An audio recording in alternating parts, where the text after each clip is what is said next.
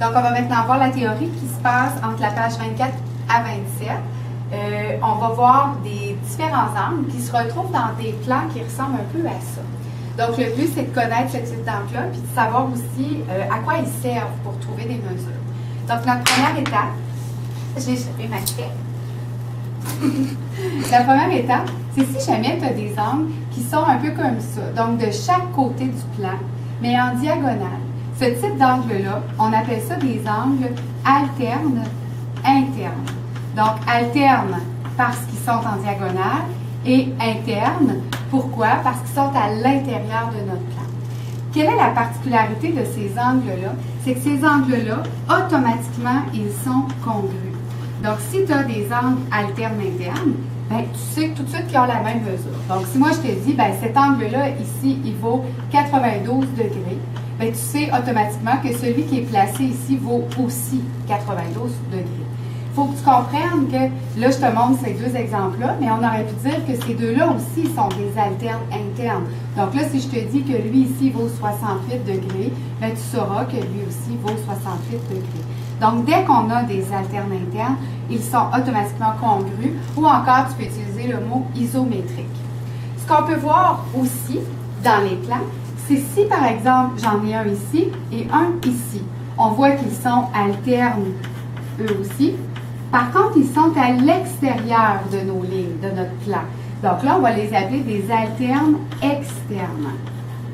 Ce qui est bien, encore une fois, avec les alternes externes, ça nous permet de trouver des mesures. On sait qu'eux aussi sont automatiquement congrus ou encore isométriques. Donc, si moi je te dis que lui ici vaut 90, tu peux être assuré ou gager 1 million que celui-là aussi vaut 90. Ça te va? Et c'est le même principe. Cet angle-là est alterne externe avec celui-là aussi. Le dernier qui nous reste, celui-là, ce qui le caractérise, c'est qu'il est du même côté de la ligne. Il y en a un à l'intérieur et l'autre est à l'extérieur. Et ça serait la même chose pour en avoir un ici puis un autre là. On les appelle des angles correspondants.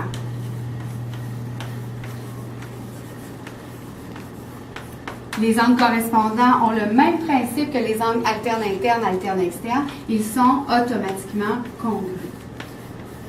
Donc là, tu te dis, ben voyons, pourquoi qu'ils nous montrent ça? Bien, tout ça, ça nous aide à trouver des mesures dans un plan sans avoir à utiliser notre rapporteur d'angle. J'ai fait un plan ici.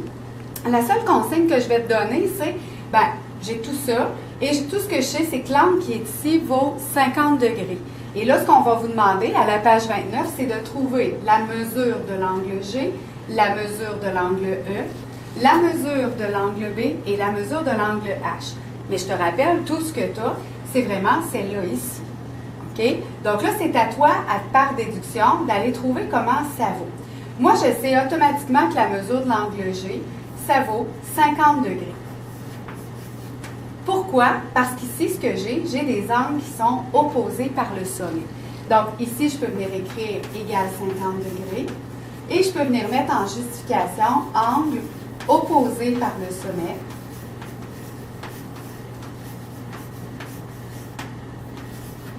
Et des angles opposés par le sommet, on sait que c'est congru.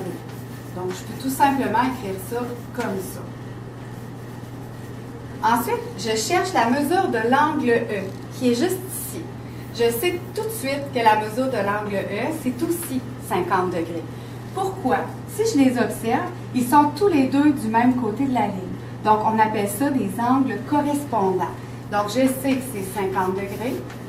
Ce sont des angles qui sont correspondants, donc il est correspondant.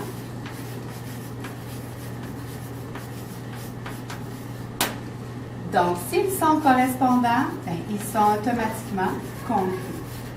C'est sûr qu'ici, j'aurais préféré que tu m'écrives, bien, il est correspondant à l'angle, c'était l'angle G qui était ici, correspondant à l'angle G. Donc, il est congru ensemble. Donc, ici, dans le fond, c'était notre angle E. Je cherche l'angle B maintenant. Bien, l'angle B, il est en face. Donc, on voit que ça fait encore une fois un X.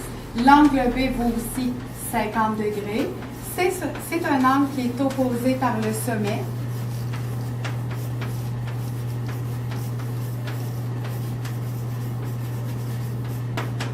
Donc, s'il est opposé par le sommet, il est automatiquement congruent.